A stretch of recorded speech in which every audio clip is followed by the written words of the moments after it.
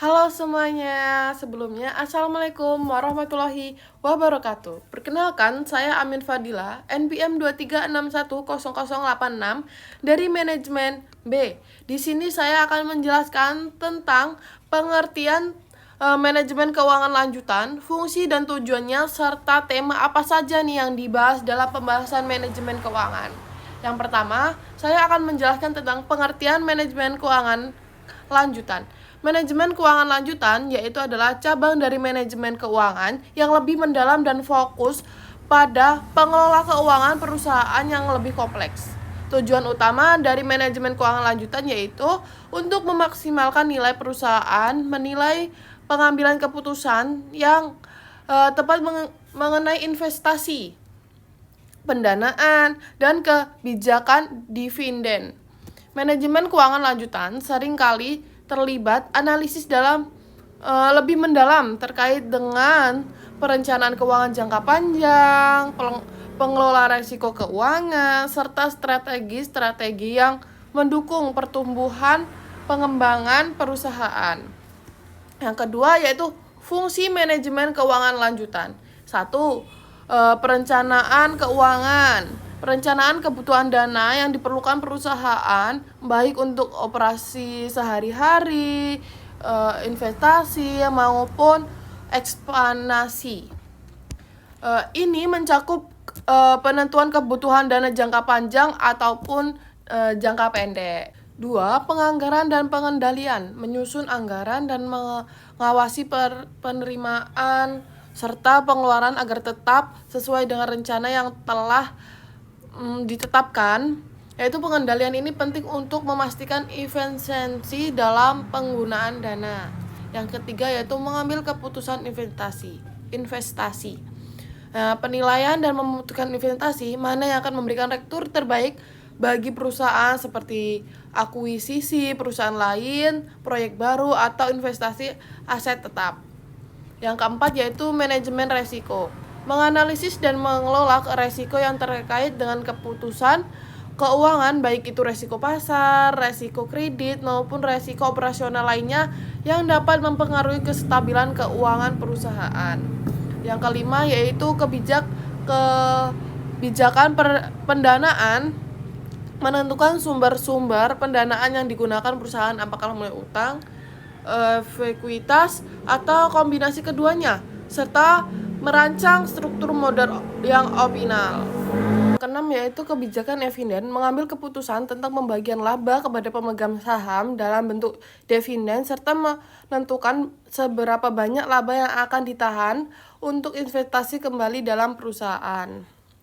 Yang ketiga yaitu tujuan manajemen keuangan lanjutan. 1. Meningkatkan penilaian perusahaan.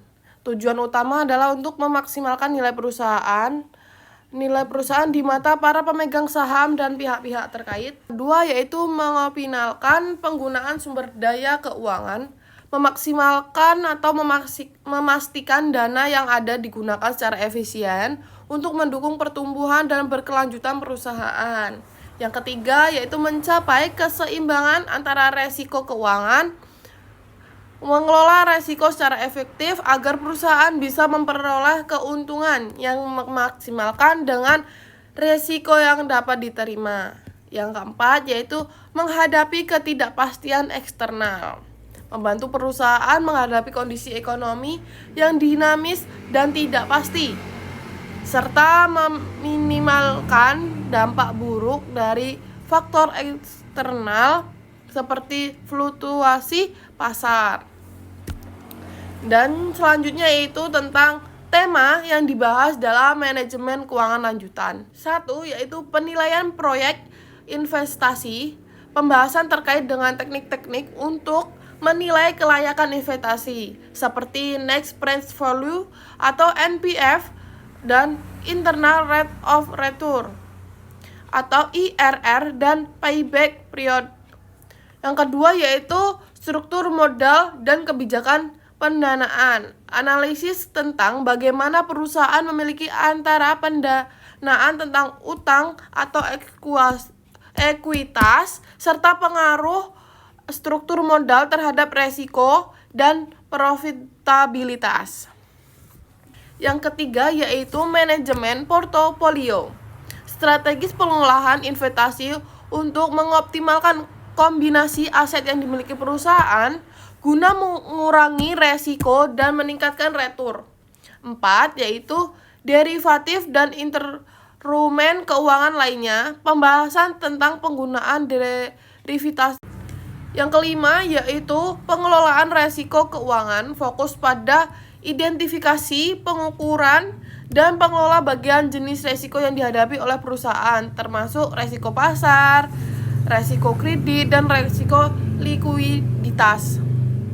Yang keenam yaitu pengelola likuiditas, bagaimana perusahaan mengelola kas dan aset lancar agar dapat memenuhi kewajiban keuangan jangka pendek tanpa kehilangan peluang investasi yang menguntungkan. Yang ketujuh yaitu corporate governance dalam keuangan, menjelaskan bagaimana praktek tata kelola perusahaan yang baik mempengaruhi keputusan keuangan dan kinerja perusahaan. Yang kedelapan yaitu aspek internasional dalam manajemen keuangan, menyentuh mengenai faktor-faktor yang mempengaruhi keputusan keuangan perusahaan multinasional seperti perbedaan pajak, nilai tukar mata uang, dan regulasi internasional.